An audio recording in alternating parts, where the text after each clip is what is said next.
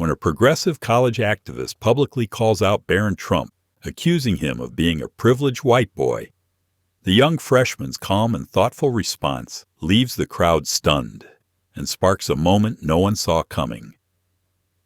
The late afternoon sun cast long shadows across the university's central lawn, where students gathered for an open mic event titled Speak Your Truth, Free Speech in Action. The event was a regular occurrence on campus, a space where students could share their thoughts, vent frustrations, or spark debates. The atmosphere was electric, a mix of youthful energy and the kind of idealism that thrives in academic settings. A small stage had been set up, and a microphone stood ready for anyone brave enough to step forward and speak their mind. Barron Trump, a freshman at the university, sat quietly on a bench near the stage. He was reading a well-worn copy of The Federalist Papers, his posture relaxed but attentive. His sharp, composed appearance, pressed slacks, a navy sweater over a crisp white shirt, stood in contrast to the casual, eclectic style of his peers. Around him, students milled about, some chatting in small groups, others scrolling through their phones. The air buzzed with anticipation as the event began. On stage, Harper Lane, a sophomore known for her outspoken activism, gripped the microphone. Her bright pink hair and oversized denim jacket covered in activist pins made her impossible to miss. Harper's social media following was substantial, and she was live-streaming her speech to thousands of followers. Her voice rang out, passionate and fiery, as she addressed the crowd. "Free speech is a tool of the privileged," she declared, her words cutting through the chatter. "It's been used for centuries to silence marginalized voices and protect those in power. And today, it's being hijacked by people who want to cling to their outdated, oppressive systems." The crowd cheered, clapping and nodding in agreement. Harper's confidence grew as she scanned the audience, her eyes landing on Barron. A sly smile spread across her face as she recognized him. To her, he was the perfect symbol of everything she was railing against. She pointed directly at him, her voice rising with intensity.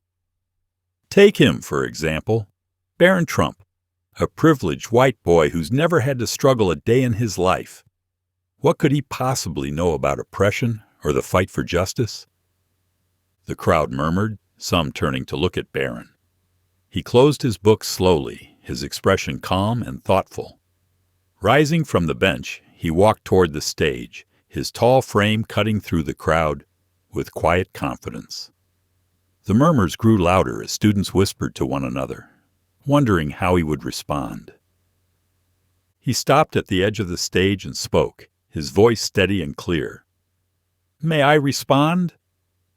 Harper hesitated, clearly caught off guard by his composure. After a moment, she handed him the mic with a theatrical shrug. "Sure, let's hear it." Barron stepped onto the stage, his presence quiet but commanding. He looked out at the crowd, his tone measured and sincere. "Free speech isn't a tool of oppression. It's a cornerstone of freedom. It's what allows us to challenge ideas, to question authority, and to fight for change. Without free speech, the civil rights movement wouldn't have succeeded. Dr. Martin Luther King Jr. wouldn't have been able to share his dream. Women wouldn't have won the right to vote. And yes, even today, it's the foundation that allows you to stand here and speak your truth." The crowd fell silent, some nodding in agreement. Harper crossed her arms, her expression a mix of frustration and defiance. She wasn't used to being challenged, especially not in such a calm and articulate manner. She interrupted, her voice sharp. "That's easy for you to say. You've never been silenced. You've never had to fight for your voice to be heard." Barron nodded, acknowledging her point. "You're right.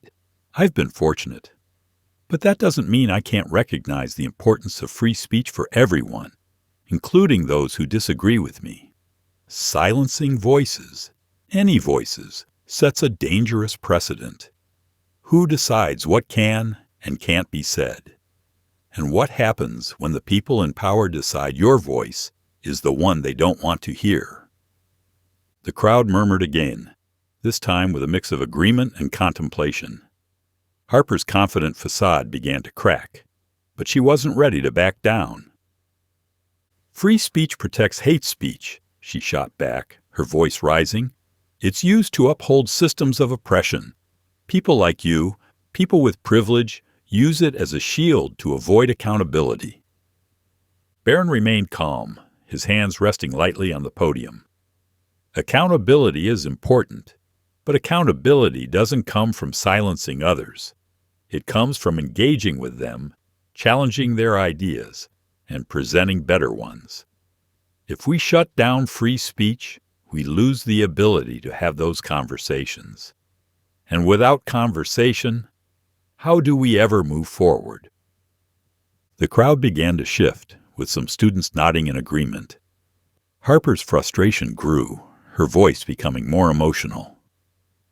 You talk about moving forward, but people like you don't understand what it's like to be held back. You've had every opportunity handed to you because of your name, your wealth, your privilege.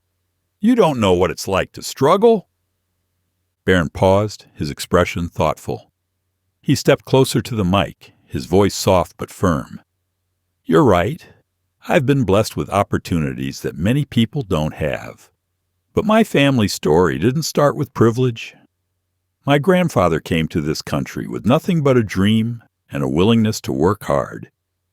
He built a business from the ground up, facing challenges and setbacks along the way. That's the beauty of America. It's a place where anyone, regardless of where they start, can achieve something great through hard work and determination. The crowd listened intently, the tension in the air palpable. Harper tried to interrupt, but Barron continued, his voice unwavering. I'm not saying the system is perfect, but tearing it down isn't the answer. We need to build on what works and fix what doesn't. And that starts with listening to each other, not silencing each other. The crowd erupted into applause, surprising even Barron. Harper looked around, realizing she was losing the audience.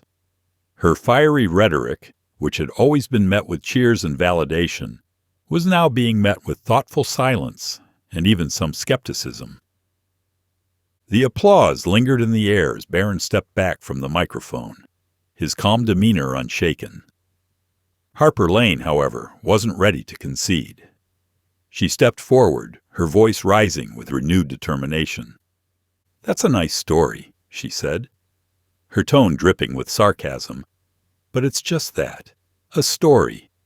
You talk about hard work and determination, like they're magic wands that fix everything.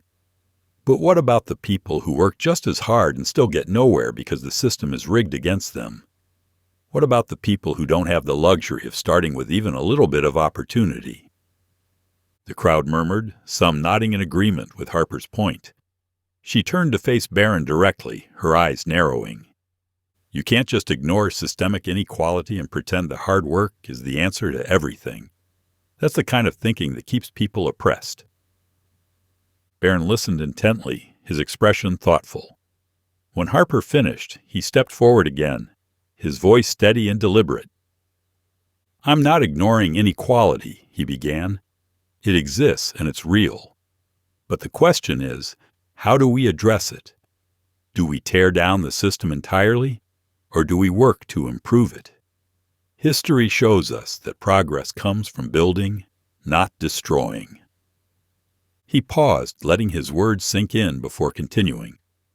You mentioned people who work hard and still struggle. My grandfather was one of those people. When he started his business, he faced rejection after rejection. He worked long hours, often for little reward. But he didn't give up. He didn't blame the system. He found a way to succeed within it. And because of that, he was able to create opportunities for others too. The crowd was silent now, hanging on Barron's every word. Even some of Harper's supporters seemed to be reconsidering their stance. Harper, however, wasn't ready to back down. She stepped closer to the mic, her voice growing more emotional. "That's easy for you to say," she shot back. "Your grandfather's story might be inspiring, but it's not the reality for most people. Most people don't have the same chances he did. And people like you, people with privilege, don't understand what it's like to be stuck in a system that's designed to keep you down." Barron nodded, his expression empathetic. "I understand that not everyone has the same opportunities," he said. "And I'm not saying that hard work alone is enough. But I believe in the power of resilience. I believe in the power of individuals to overcome challenges, even when the odds are stacked against them. And I believe that we can create more opportunities for everyone, not by tearing each other down, but by lifting each other up." The crowd erupted into applause once again, louder this time. Harper looked around, her confidence wavering, as she realized the audience was no longer entirely on her side. She tried to regain control, her voice rising in frustration. "You're just defending the status quo because it benefits you. You don't care about marginalized voices. You don't care about justice." Barron turned to face her directly, his expression calm but resolute. "I care deeply about justice," he said. "But justice isn't achieved by shouting down those who disagree with you. It's achieved by finding common ground, by working together to create solutions that benefit everyone. Free speech isn't the enemy. It's the foundation that allows us to have these conversations in the first place." The crowd's cheers echoed across the lawn, and Harper Lane stood frozen, her frustration evident as she struggled to find a response. The energy in the air had shifted. What had started as a fiery call-out had turned into a moment of reflection for everyone watching. Harper's confidence, which had carried her through countless debates and speeches, was now faltering under the weight of Barron's calm and thoughtful words. Barron Trump stepped back from the microphone, his composed demeanor unchanged. He glanced at the crowd, his voice steady as he addressed them one final time. "Free speech isn't about protecting the powerful," he said. "It's about protecting everyone. It's about ensuring that even the smallest voice has the chance to be heard. And yes, it's messy. Yes, it means we'll hear things we don't agree with, things that might even offend us. But the alternative, silencing those we disagree with, is far more dangerous. Because once we start deciding who gets to speak, we risk losing the very freedoms that make progress possible." The crowd was silent, hanging on his every word. Even those who had initially cheered for Harper seemed to be reconsidering their stance. The weight of Barron's argument was undeniable, and it was clear that his words had struck a chord with many in the audience. Harper, still holding the microphone, took a deep breath. Her voice was quieter now, less fiery and more uncertain. "Maybe you're right about free speech," she admitted reluctantly. "But it still feels like people like me have to fight twice as hard to be heard. It feels like the system is stacked against us." Barron nodded, his expression thoughtful. "I don't deny that the system has flaws," he said.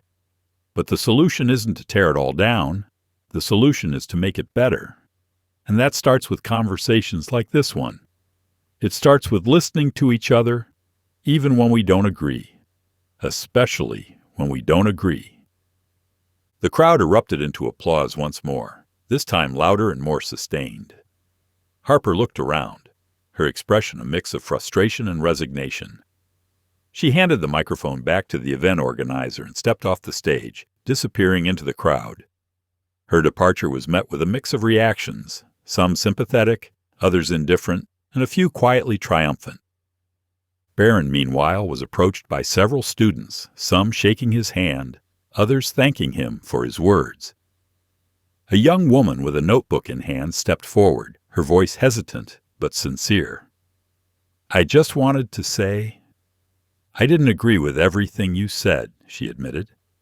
"But you made me think, and I respect that." Barron smiled, nodding. "That's all I could ask for."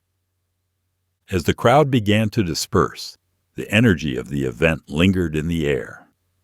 Students walked away in small groups, their conversations filled with debates and reflections on what they had just witnessed. The open mic event, which had started as a platform for fiery speeches and impassioned arguments, had transformed into something deeper, a moment of genuine dialogue and introspection. Later that evening, a video of the exchange began circulating online. The title read, "Barron Trump defends free speech, leaves activists speechless." The comments section was flooded with reactions from viewers across the country. "This young man is wise beyond his years. We need more voices like his in today's world. Free speech is for everyone, not just the people we agree with. Barron nailed it." Harper's passion is admirable, but Barron's logic won the day. Respect. The video quickly went viral, shared by people from all walks of life. It sparked debates, conversations, and even some unlikely agreements across political lines. For many, it was a reminder of the importance of free speech and the power of respectful dialogue. The next day, Barron sat on a bench near the same stage, the same copy of the Federalist Papers in his hands. The campus was quieter now, the energy of the previous day's event replaced by the usual hum of student life. He turned the pages of the book slowly, his mind still reflecting on the exchange with Harper. While he had remained composed during the debate, he couldn't help but wonder if his words had truly made an impact. A young man approached him, his hands stuffed into the pockets of his hoodie. He hesitated for a moment before speaking. "Hey," he said, "I was there yesterday. I didn't agree with you at first, but you made some good points. I just wanted to say thanks for speaking up." Barron looked up, offering a small smile. "Thanks for listening." The young man nodded and walked away, leaving Barron alone with his book. The interaction, though brief, was meaningful. It was a reminder that even in the midst of heated debates, there was always the potential for understanding and connection. As the sun began to set, casting a warm golden light across the campus, Barron closed his book and stood up. He glanced at the stage one last time before walking away, his thoughts focused on the challenges and opportunities that lay ahead. The events of the previous day had reinforced his belief in the power of free speech and the importance of standing up for one's principles, even in the face of opposition. Meanwhile, Harper Lane sat in her dorm room, her laptop open in front of her. The video of the exchange with Barron was playing on the screen, the comments section filled with a mix of praise and criticism. She scrolled through the reactions, her emotions a whirlwind of frustration, embarrassment, and introspection. She had always prided herself on being a voice for change, someone who wasn't afraid to challenge the status quo.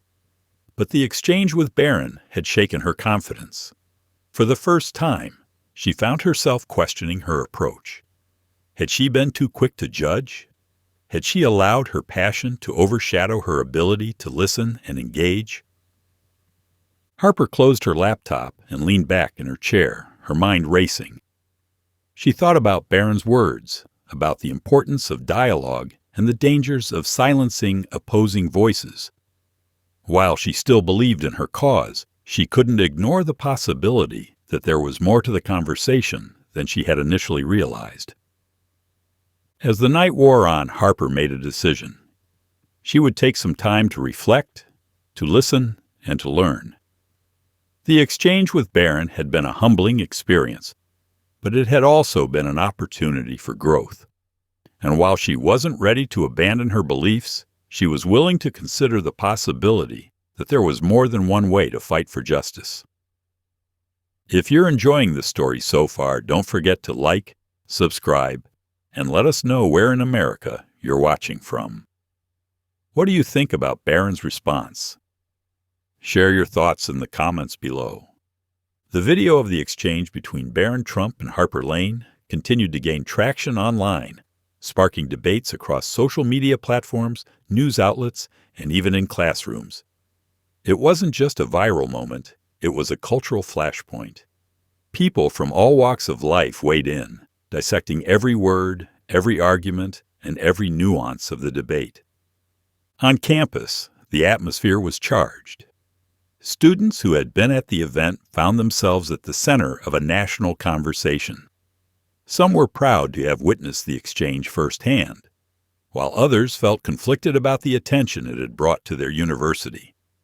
Professors incorporated the debate into their lectures, using it as a case study on free speech privilege and the power of dialogue. Barron, however, remained largely unaffected by the media frenzy.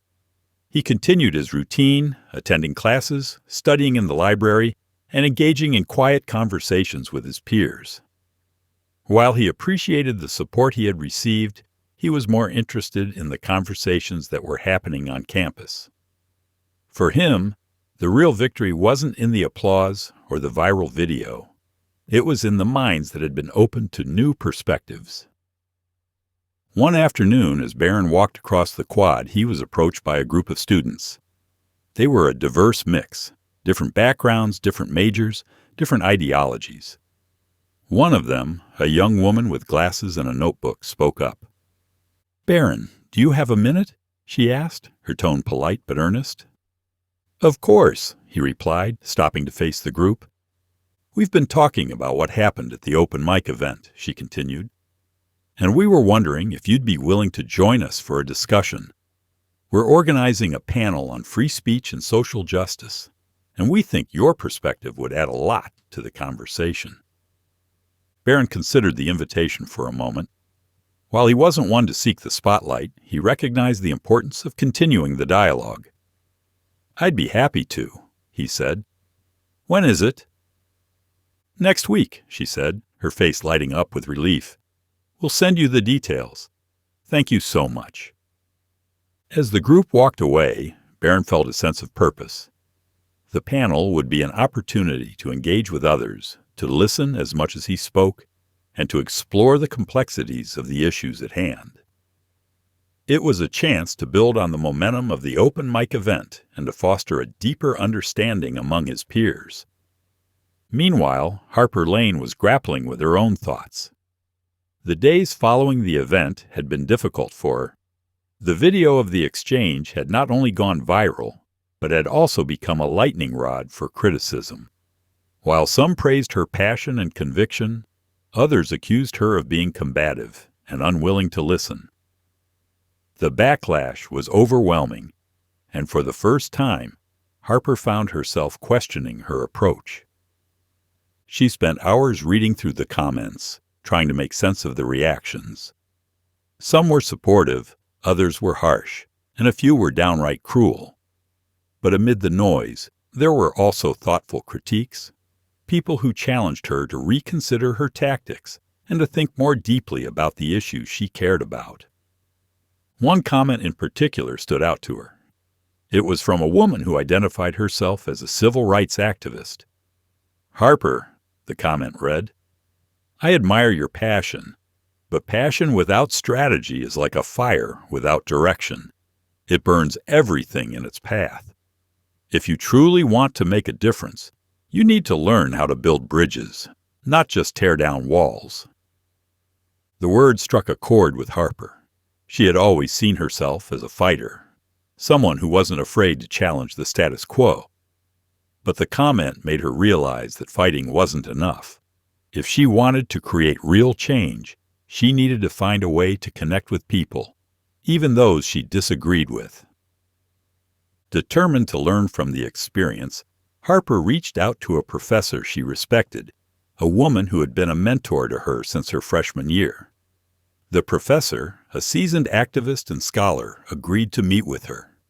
As they sat in the professor's office, Harper poured out her thoughts and frustrations. She talked about the open mic event, the exchange with Barron, and the backlash she had faced online. The professor listened patiently, her expression thoughtful. "Harper," she said finally, "you have a gift. Your passion and your voice are powerful tools. But power without wisdom can be dangerous. You need to learn how to channel your energy in a way that brings people together, rather than driving them apart. How do I do that? Harper asked, her voice tinged with uncertainty. Start by listening, the professor said. Not just to the people who agree with you, but to those who don't. Understand where they're coming from, what they value, and why they believe what they do. You don't have to agree with them, but you do need to respect their humanity. That's the only way to build the kind of coalitions that lead to real change. Harper nodded, her mind racing.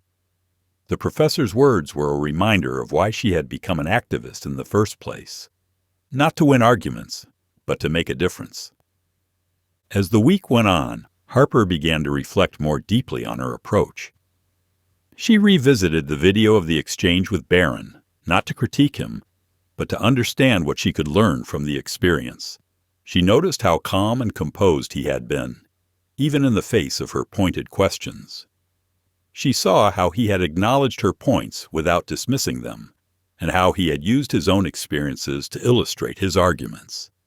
It wasn't easy for her to admit, but she realized that Barron had handled the situation with a level of grace and thoughtfulness that she could learn from.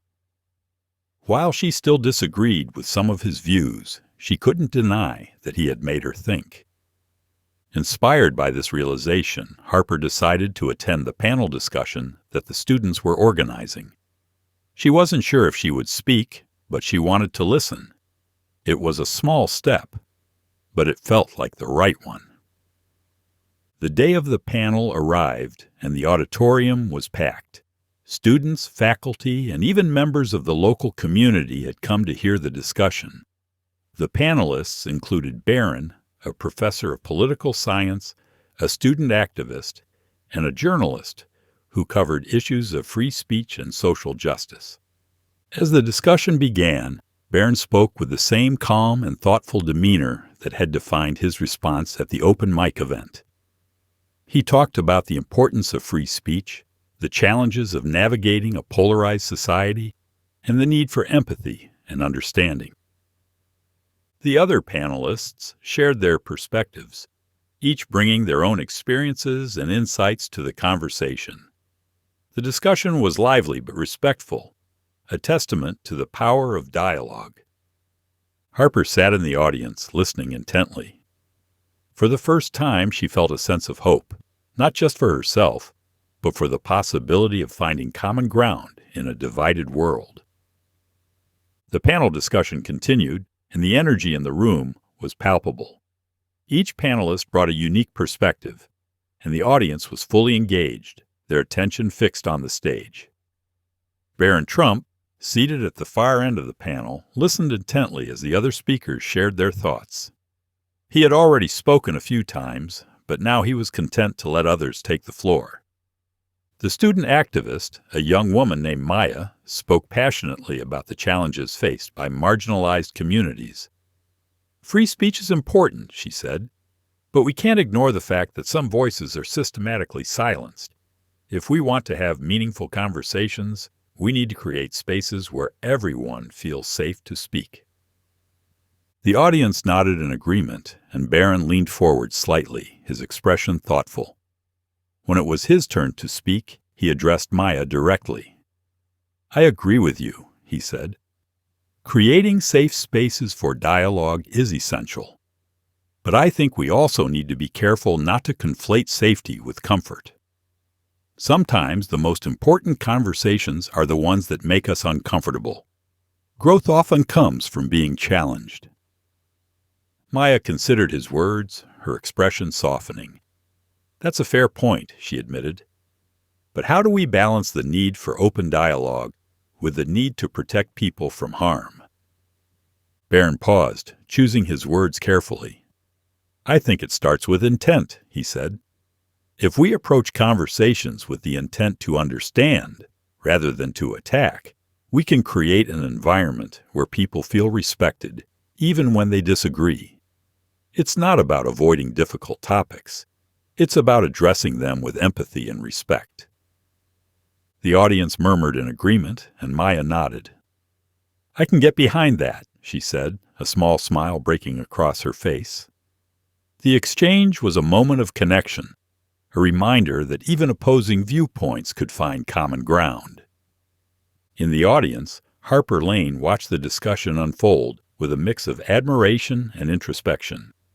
She had come to the panel unsure of what to expect, but as she listened to the conversation, she felt a sense of clarity.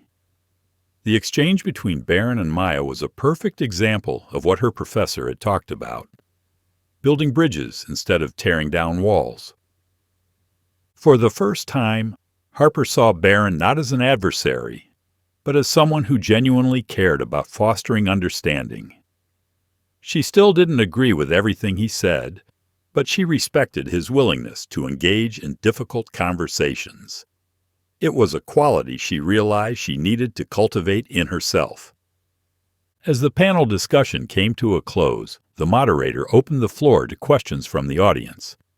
Harper hesitated for a moment, then raised her hand. The moderator called on her, and a microphone was passed her way. "Hi," she began, her voice steady but nervous. "My name is Harper Lane. I was the one who debated Barron at the open mic event last week." A ripple of recognition passed through the audience, and all eyes turned to her. "I just wanted to say," she continued, "that I've spent the past week reflecting on that exchange.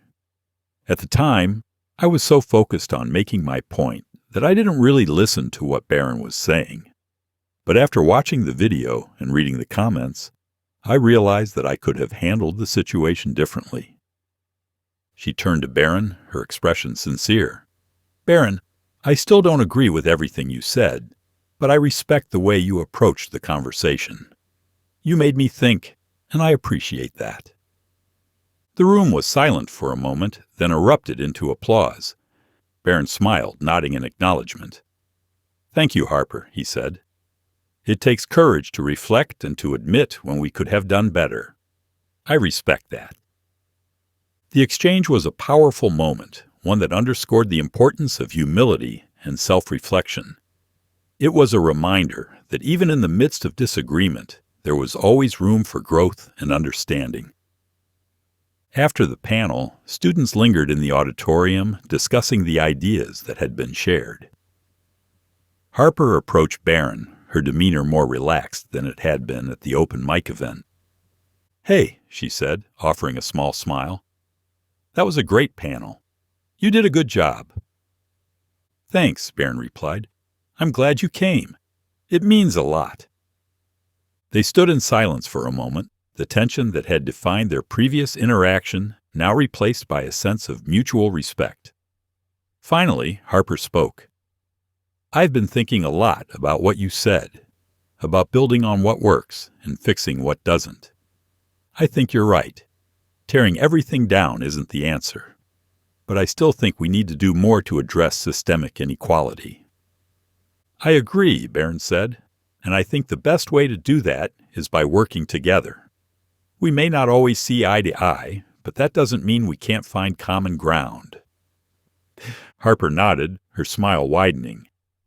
"Maybe we should keep this conversation going," she said. "Who knows? We might actually learn something from each other."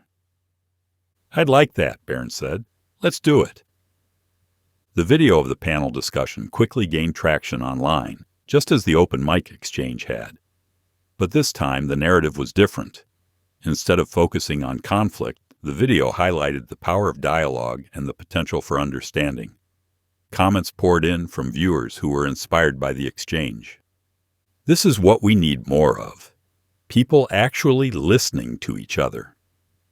Harper and Barron are proof that we can disagree without being enemies.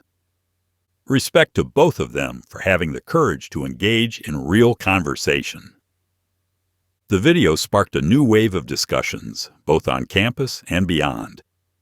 Students who had been hesitant to speak up before now felt empowered to share their thoughts. Professors used the video as a teaching tool, encouraging their students to think critically and to engage with opposing viewpoints. In the weeks that followed, Barron and Harper continued their conversations, often meeting over coffee to discuss everything from politics to philosophy. Their debates were lively but respectful, each challenging the other to think more deeply about their beliefs. Over time, they developed a friendship built on mutual respect and a shared commitment to making a difference. Their story became a symbol of hope in a divided world, a reminder that even the most passionate disagreements could lead to understanding and connection. It wasn't about winning or losing. It was about finding common ground and working together to build a better future. As the semester went on, the campus began to feel different. The open mic event and the panel discussion had sparked a cultural shift, one that emphasized dialogue over division. Students who had once been quick to judge now took the time to listen. Professors encouraged their classes to engage in thoughtful debates, and the university became a model for how to navigate difficult conversations. For Barron and Harper, the experience was transformative. They had both grown in ways they hadn't expected, and their friendship became a testament to the power of dialogue.